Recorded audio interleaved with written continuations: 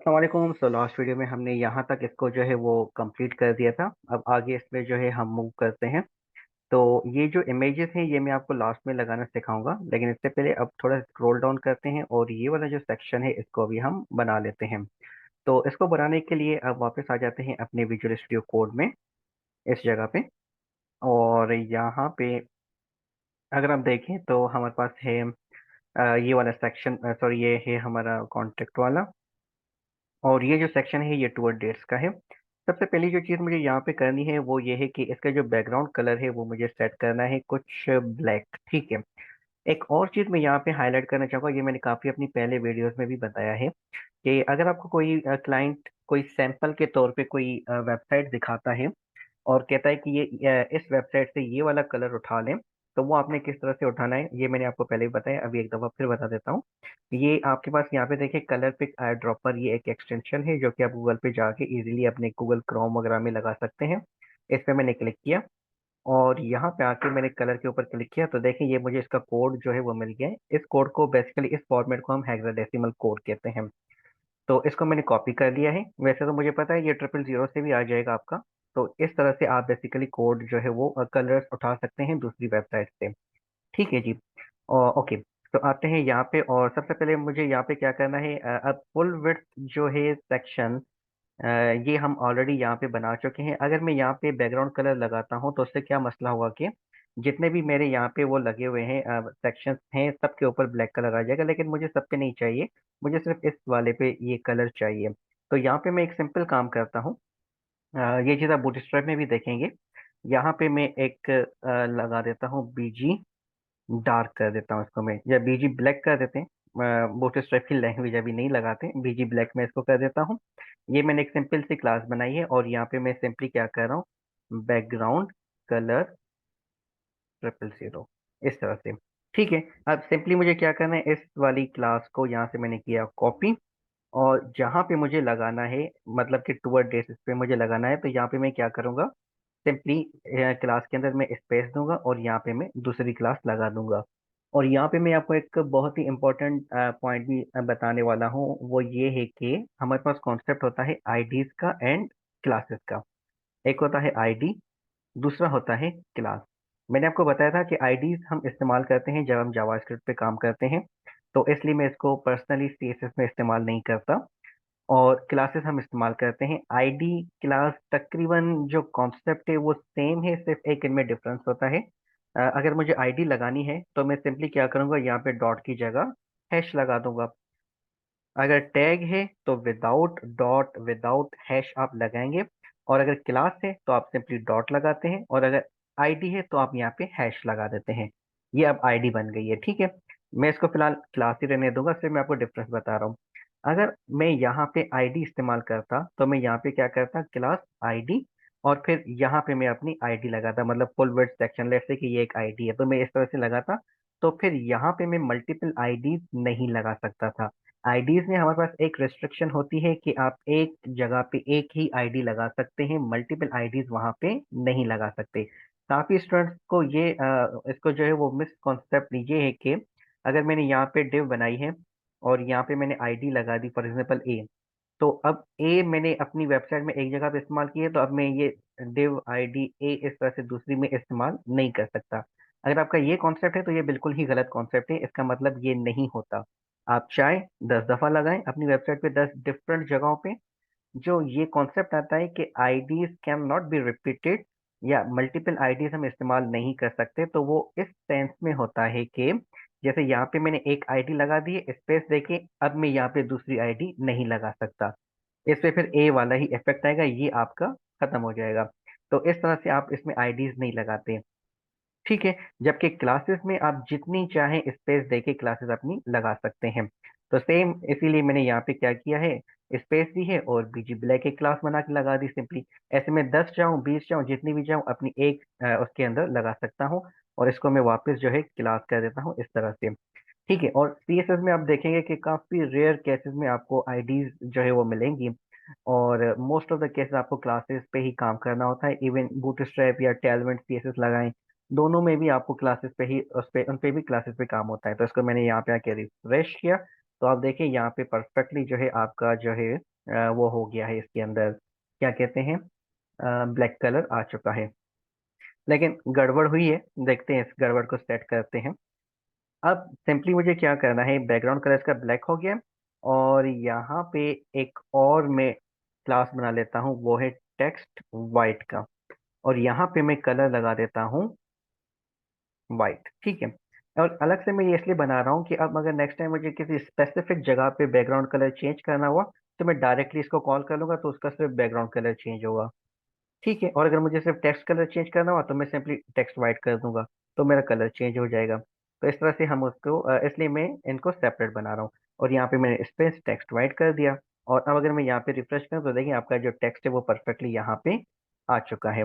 Clear है। अब मसला ये है कि यहाँ पे आपके पास स्पेस जो है, ऊपर से तो स्पेस आ रहा है, लेकिन यहाँ पे स्पेस पर खत्म हो गया है आपका, क्योंकि बॉटम पे आपने स्पेस हमने नहीं दिया हुआ था।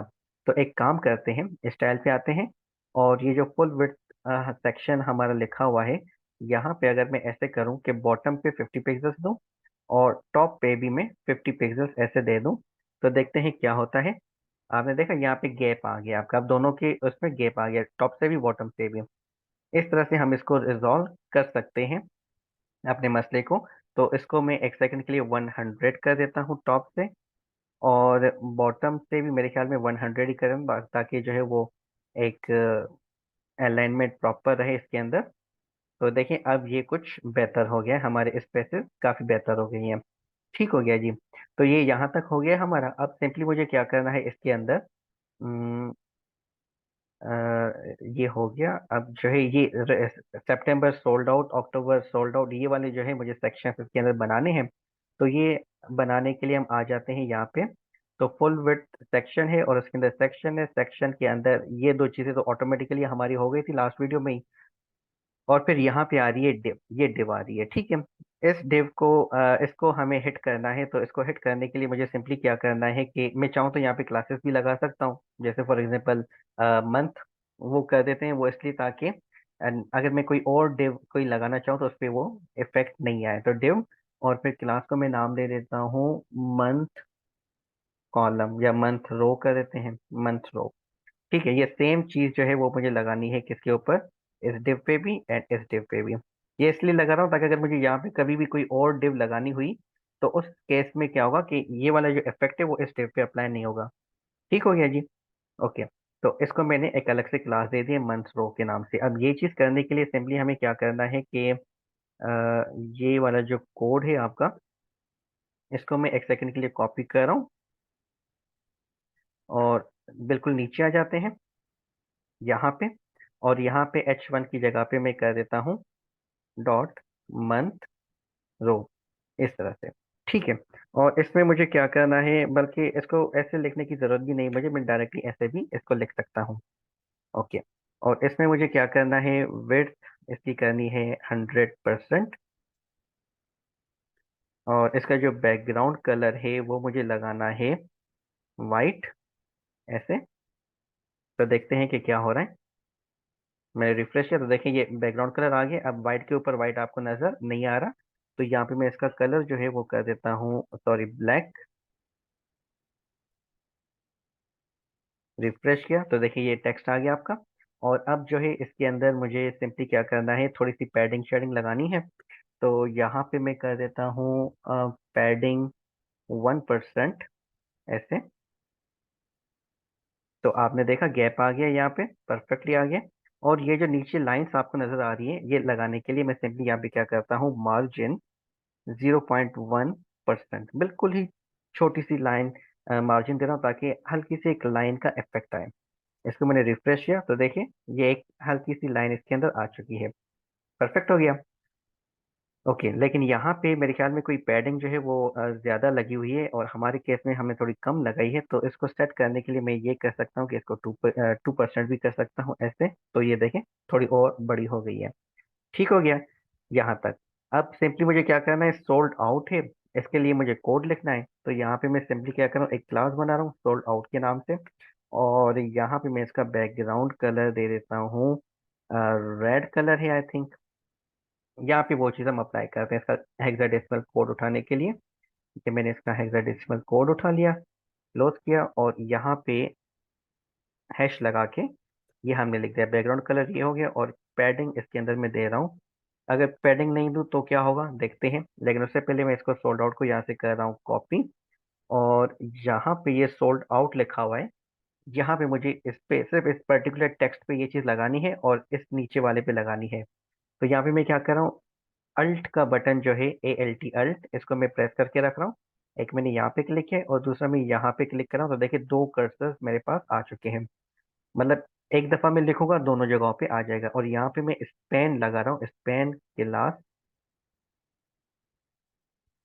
और यहाँ पे जो है मैं लगा देता हूँ सोल्ड आउट, और सेम तरीके से सोल्ड आउट यहाँ पे भी लगा देता हूँ। और ये जो स्पेन है इसको मैं कट करके यहाँ पे लिख देता हूँ। स्पेन एक सिंपल जो है वो इनलाइन टैग होती है, खाली एक टैग है। कोई पर्टिकुलर इफेक्ट लगाना हो तो हम स्पेन लगा देते हैं। ठीक है, ये मैंने सेव किया और यहाँ पे आके इसको मैंने रिफ्रेश किया तो देखिए ये इस तरह से आ रहा है। इसी वजह से मैं इसमें पैडिंग लगाना चाह रहा था ताकि थोड़ा वो बॉक्स की तरह लगे, बटन काइंड ऑफ थिंग लगे। तो यहाँ पे मैं लगा रहा हूँ पैडिंग 1%। और इसका जो कलर है वो मैं कर रहा हूँ वाइट। और यहाँ पे आके मैंने इसको रिफ्रेश किया तो देखिए परफेक्टली आपका जो है वो ये इफेक्ट सोल्ड आउट का आ गया है। तो टूअर डेट्स भी आपकी जो है वो यहाँ तक कंप्लीट हो चुकी है। इमेजेस नेक्स्ट उसमें वीडियो में इंशाल्लाह करेंगे। आ जाते हैं नीचे कॉन्टेक्ट की तरफ। और यहाँ पे मुझे इसको जो है वो प्रॉपर डिज़ाइन करना है। तो डिज़ाइन करने के लिए सिंपली अब मुझे क्या करना होगा, वापस आ जाते हैं अपने कोड में और इंडेक्स में। ये वाला सेक्शन भी आपका कंप्लीट हो चुका है, कंप्लीट नहीं मतलब कि जितना मुझे करना था उतना हो गया, इमेजेस लगाएंगे बाद में। और यहाँ पे ये कॉन्टेक्ट है, यहाँ तक तो काम हो गया। असाइड यहाँ पे हमारे पास दो आ रहे हैं। ठीक है, तो इसको इनको जो है वो असाइड पे काम करने के लिए मुझे सेम ये चीज़ करनी होगी कि भाई स्टाइल में आते हैं और ये असाइड सेम पैटर्न फॉलो हो रहा है। फुल विड्थ सेक्शन है, उसके अंदर फिर सेक्शन है, सेक्शन के अंदर असाइड लिखा हुआ है। तो मैंने ऊपर वाले कोड को कॉपी कर लिया और इसको मैं यहाँ पे पेस्ट कर देता हूँ। सिंपली यहाँ पे क्या कर दूंगा, असाइड। असाइड हमारी टैग है, दैट्स व्हाई मैंने डॉट शॉट नहीं लगाया यहाँ पे। और असाइड के अंदर फिर हमारे पास डिफरेंट चीजें आ रही हैं। सबसे पहले तो इस असाइड को हम क्या करते हैं, विड्थ वगैरह देते हैं ताकि ये दोनों आमने सामने आ जाए। अभी देखें ये ऊपर है, ये फॉर्म नीचे आ रहा है। तो इनको तो पहले तो मुझे इनलाइन करना है। इनलाइन करने के लिए मुझे सिंपली क्या करना है, यहाँ पे अ, इसको मैं कर रहा हूँ विड्थ दे रहा हूँ कोई 50%। और उसके बाद जो है मैं यहाँ पे क्या करने वाला हूँ, इसकी जो डिस्प्ले है वो मैं कर देता हूँ इनलाइन ब्लॉक। ठीक है, इसको मैं रिफ्रेश करता हूँ यहाँ पे। तो देखिए ये आपकी चीज़ें थोड़ी छोटी हो गई है लेकिन स्टिल यहाँ पे आ रही है। अब यहाँ पे हमारे पास बॉक्स मॉडल का कॉन्सेप्ट आता है कि अगर आपने 50% है ना, तो 50% को लेट से इसकी मैं एग्जांपल लेता हूँ, इस वाले बॉक्स की, ये जो सोल्ड आउट सितंबर का लिखा हुआ है, इसको हमने क्या दिया था 60%। इस सेक्शन को हमने 60% दिया हुआ है। अगर मैं यहाँ पे इसमें कोई पैडिंग या मार्जिन ऐड करूंगा तो वो परसेंटेज भी उसके अंदर बेसिकली ऐड होती है। तो लेट्स से कि एक सेक्शन है, थोड़ा गौर से समझिएगा, थोड़ा स्टूडेंट्स को इसमें प्रॉब्लम होता है। एक सेक्शन है, ठीक है, उसकी जो है मैंने विड्थ दे दी है लेट्स से 100%। ठीक है, और इसके अंदर मैंने लगा दी पैडिंग कितनी, 2% इस तरह से। तो क्या होगा कि ये 2% जो है वो लेफ्ट साइड पे भी होगी, टॉप पे भी, राइट पे भी एंड बॉटम पे भी। जब हम सेक्शन की विड्थ पे बात कर रहे हैं, ये हमारी विड्थ है बेसिकली सेक्शन की, ये कितनी ही 100%। अब लेफ्ट एंड राइट साइड पे इसमें जो है हमने 2-2% एक्स्ट्रा इसमें हमने ऐड कर दिए हैं। तो बॉक्स मॉडल हमें कहता है कि भाई अब ये आपकी जो इसकी विड्थ है वो 100% नहीं रहेगी, वो क्या हो जाएगी 100 + 2 + 2। इसका क्या मतलब, ये 2% लेफ्ट साइड का और ये 2% राइट साइड का। अब ये कितना हो गया आपका 104। 104 अगर कोई चीज आपकी हो गई, दैट मीन्स कि वो स्क्रीन से आउट हो जाएगी। तो उससे क्या होगा, होता है कि नीचे यहाँ पे आपके पास स्क्रॉल बार आ जाता है लेफ्ट राइट करने के लिए, जो कि मॉडर्न वेबसाइट में आपको कभी भी देखने में नहीं आएगा और होना भी नहीं चाहिए। ठीक है, तो इस चीज को प्रॉपर करने के लिए मुझे क्या करना होगा, अगर मैंने यहाँ पे 2% पैडिंग लगाई है ना, तो फिर विड्थ इसकी मुझे करनी होगी अब कितनी, 100 में से 4 माइनस कर दें तो कितने हो गए? 96। तो अब मुझे इसकी विड्थ रखनी होगी 96%। ठीक है, उससे ये होगा कि 96 वो एंड 4 नीचे, तो ये आपकी इक्वल 100% होगी। तो अब आप देखिएगा, जब मैं ऊपर विड्थ जो है इसकी जो 50% मैंने लिखी है, इसको मैं थोड़ा सा कम करके देखता हूँ। मैं इसको कर देता हूँ 45 लेट से, और यहाँ पे आके मैंने इसको रिफ्रेश किया तो देखें ये आपके आमने सामने आ गए। वो नीचे इसलिए जा रहा था क्योंकि वो आपके जो 60% आपने दिया हुआ था उससे आउट हो रहा था, जब आउट होगा तो उसको जगह आगे नहीं मिल रही थी तो वो उसको नीचे फेंक रहा था। और 45% इसको मैं 46 करके देख रहा हूँ, ये ठीक हो गया। 47 करके देख रहा हूँ, आपको आइडिया हो जाएगा कि कब ये नीचे जा रहा है। सेव किया, रिफ्रेश, 49, परफेक्ट। और जब मैं 50 कर रहा हूँ तो आ रहा है इश्यू। तो 49 पे ये परफेक्टली आपका काम कर रहा है, तो इसको मैंने यहाँ पे रख दिया। ठीक है, अब मतलब कि ऊपर जो हमने मार्जिन पैडिंग वगैरह लगाई हुई है तो वो इसके अंदर एडजस्ट अब हो चुकी है। क्लियर हो गया यहाँ तक? अब मुझे इसके अंदर सिंपली क्या करना है, एक तो ये है कि साइड के अंदर मुझे, चलिए वो जो चीज़ मुझे करनी है वो मैं आपको बाद में दिखाता हूँ जब उसका मसला आएगा। इसको मैं यहाँ पे ऐसे रहने देता हूँ। अब हमें इसके अंदर क्या करना है, ये शुएब अहमद लांशरी लिखा हुआ है, यहाँ पे थोड़ा बड़ा आ रहा है, यहाँ पे छोटा आ रहा है। उसका रीजन जो हो सकता है वो ये कि मैंने यहाँ पे H4 लगाया, इसको मैं H3 कर देता हूँ ऐसे। ये परफेक्ट हो गया। ठीक है, और फिर नीचे स्पेस इसमें आ रहा है, लेकिन यहाँ पे स्पेस नहीं आ रहा, तो मुझे ये ज्यादा बेहतर लग रहा है as compare to this one. तो मैं इसको ऐसे ही रहने देता हूँ। ओके, अब मुझे क्या करना है, यहाँ पे ये जो फॉर्म बना हुआ है इस फॉर्म को इस तरह से करना है।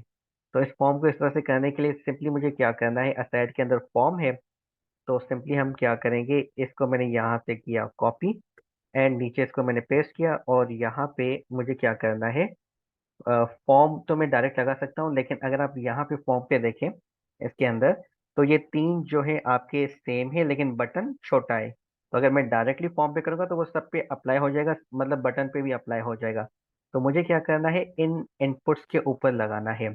तो इन इनपुट्स को देखने के लिए अगर हम देखें तो ये देखिए चारों इनपुट है आपके, लेकिन डिफरेंस क्या है, इन चारों में डिफरेंस ये है कि इनपुट टेक्स्ट है, ये ईमेल है आपकी, इसको भी चले ईमेल ही रहने देते हैं, और ये टेक्स्ट है, ये सबमिट है, ये चीज इनको डिफ्रेंशिएट कर दी है। तो इस चीज को करने के लिए मैं सिंपली क्या करता हूँ, यहाँ पे असाइड के अंदर है आपकी डॉट, सॉरी इनपुट, और इनपुट के अंदर मुझे क्या करना है, टाइप जो है आपकी टेक्स्ट, उस पे मुझे काम करना है। टाइप के बाद आई थिंक ये इस तरह से होता है। एक सेकेंड, इसको देख लेते हैं। गूगल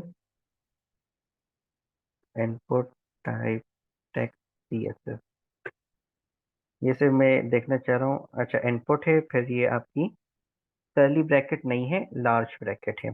तो ये जो मैंने कर्ली ब्रैकेट लगाई है ये लार्ज हो जाएगी इस तरह से, और फिर टाइप के बाद क्या आ रहा है, इज इक्वल टू आ रहा है। तो इसको मैं यहाँ पे लगा देता हूँ, इज इक्वल टू कुछ इस तरह से। ठीक हो गया। और फिर इसकी जो विड्थ है वो मुझे करनी है 100% इस तरह से, और इसको मुझे, बस ठीक है, यहाँ तक करके देखते हैं। और यहाँ पे अगर हम आ गए और यहाँ पे मैंने इसको रिफ्रेश किया, तो आप देखें जो टेक्स्ट थे वो आपके 100% हो चुके हैं।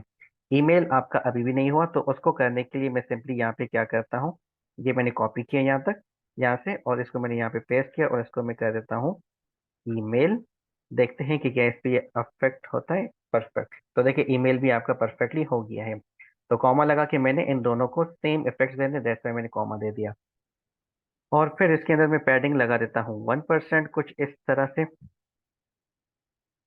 ये बड़े भी हो गए आपके, जैसे यहाँ पे आ रहे हैं। ठीक है, और फिर सबमिट को मुझे थोड़ा सा और इफेक्ट देना है, तो सेम चीज को मैं कर रहा हूँ, कॉपी यहाँ से और पेस्ट किया, और यहाँ पे अब मैं, ये मैंने हटा दिया और टेक्स्ट की जगह में कर देता हूँ सबमिट, कुछ इस तरह से। इसकी विड्थ जो है वो मैं मेंशन नहीं करने वाला, इसका जो है वो मैं बैकग्राउंड कलर लगाने वाला हूँ ब्लैक, वो हम ऑलरेडी लगा चुके हैं। ठीक है, बैकग्राउंड कलर इसको मैं 00 ऐसे कर देता हूँ। तो देखते हैं कि क्या हो रहा है, ये हो गया यहाँ तक, और इसका जो कलर है वो मैं कर देता हूँ वाइट। परफेक्ट हो गया। और इसको जो है मैं मार्जिन दे रहा हूँ टॉप पे 0.5%, थोड़ा सा ऊपर से गैप दे रहा हूँ। सेट हो गया। ठीक है। अब ये जो दो चीज़ें मैंने यहाँ पे लिखी हुई हैं ये ऑलरेडी हम उसमें भी कर चुके हैं, तो मैं इसकी जगह पे ये डायरेक्टली ये क्लासेस भी इस्तेमाल कर सकता था। कौन सी? Text white and BG black.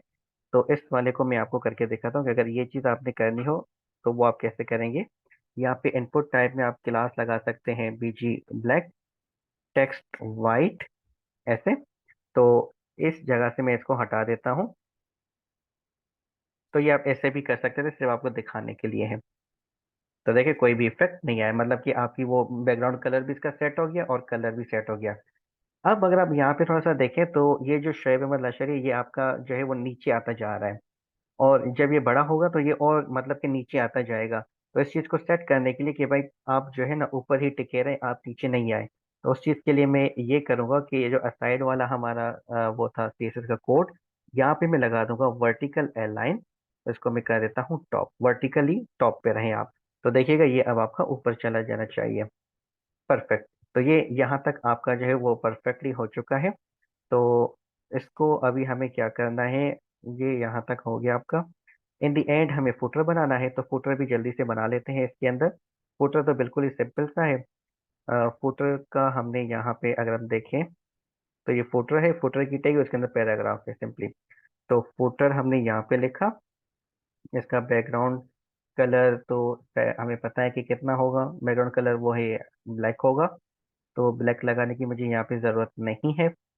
और फुटर के अंदर जो हमारा पैराग्राफ है, अगर मैं उस पे लगा दूं पैडिंग इस तरह से 2%, तो देखते हैं कि क्या इफेक्ट आ रहा है मेरे पास। ये नीचे चला गया, ये इफेक्ट आ गया है। अब मैं सिंपली एक काम करता हूँ, अब देखिए फुटर के अंदर जो पैराग्राफ है उसको मैंने हिट किया, फुटर को अभी मैंने टच नहीं किया। और इस जगह पे मैं क्या कर रहा हूँ, क्लास लगा देता हूँ। कौन सी? टेक्स्ट वाइट और बीजी ब्लैक। देखा आपने कैसे परफेक्टली ये हो गया। अब आप देख रहे हैं कि मुझे बार बार सीएसएस के अंदर कोड लगाना नहीं पड़ रहा। जो क्लासेस मैंने बना ली है मैं उनको ही वापस रिपीट कर रहा हूँ, तो वो मेरा जो है इफेक्ट अप्लाई हो रहा है। तो ये मेन चीज़ है जो कि हमने बूटस्ट्रैप से सीखी है कि आप इस तरह से चीज़ों को पे जब काम करेंगे तो काफ़ी ज़िंदगी आसान हो जाती है। तो यहाँ तक आप अगर देखें तो कैसे हमारी माशाल्लाह से वेबसाइट जो है वो परफेक्ट हो गई है। अब इसके अंदर जो है वो मुझे हमें जो है वो नेक्स्ट वीडियो में हम इसमें जो है इमेजेस लगाएंगे। और दूसरी चीज मैं इसमें आपको ये दिखाना चाहूंगा कि ये वेबसाइट अभी रिस्पॉन्सिव नहीं है। रिस्पॉन्सिव नहीं है का क्या मतलब है कि भाई आपका, अगर मैं इसको मोबाइल पे चलाऊं तो देखते हैं कि कैसे आ रही है ये वेबसाइट। मोबाइल पे इस तरह से आपकी नजर आएगी। तो इसको थोड़ा प्रॉपर वे में हम करेंगे मीडिया क्यूरीज के थ्रू। तो मेरी कोशिश है कि मैं आपको इस कंप्लीट प्रोजेक्ट के अंदर मीडिया क्यूरीज भी लगाना सिखा दूंगा इंशाल्लाह। तो यहाँ पे इसको पॉज करते हैं, मिलते हैं अगली वीडियो में, तब तक अपना ख्याल रखिएगा। अल्लाह हाफिज।